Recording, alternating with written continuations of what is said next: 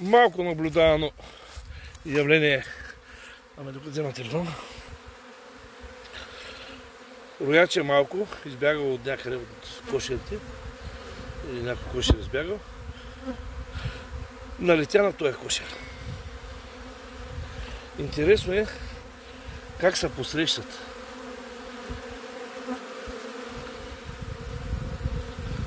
Не е кражба.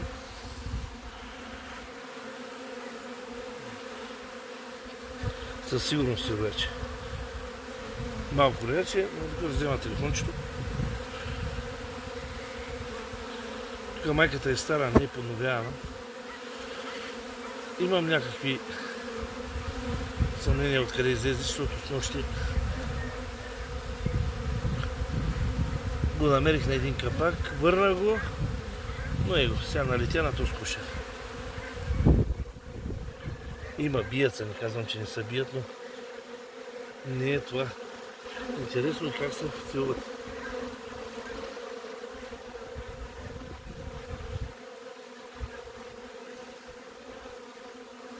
Просто природата се обединява тя. Гладните, слабите ги обединяват. Провери ги тия дет за акар, гледах за акар. Нито една не видях с акар от тия пчели, дето дойдоха тук. После ще видя видеото. Може да видя някоя с акар, но той са само млади пчели.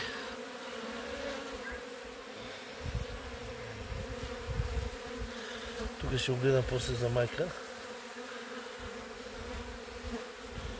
Не трябва да е дошла вече. Часът е 18:30. Снощи пак по същото време го направих.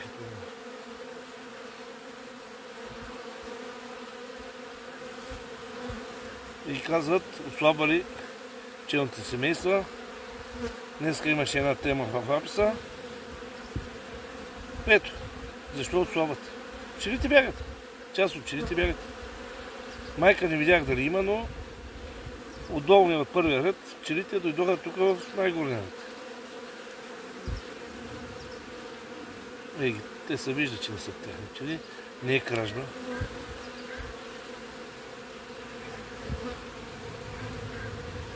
Ето е майката. Ето е майката.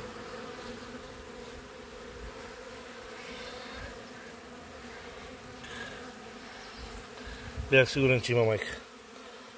Млада майка. Може би от самосмяна. Чакай.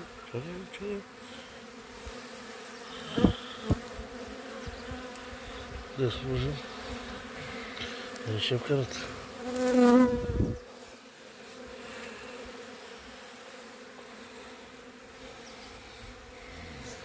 Пуснах ми я. Да видим сега какво ще стане. Пчелите влязоха, но майката не ще. Май. Сега ще видим. Интересна ситуация.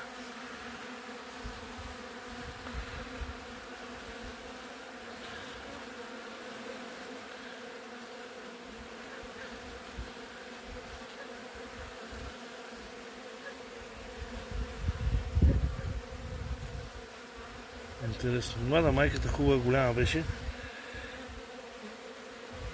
Не е белязана. А от този кошер, който висех, там е белязана майката. Смених я скоро, преди месец. Ще падне работа 2 дена. Ами това е за сега. Това ми е отговора на въпроса, защо отслабват семействата.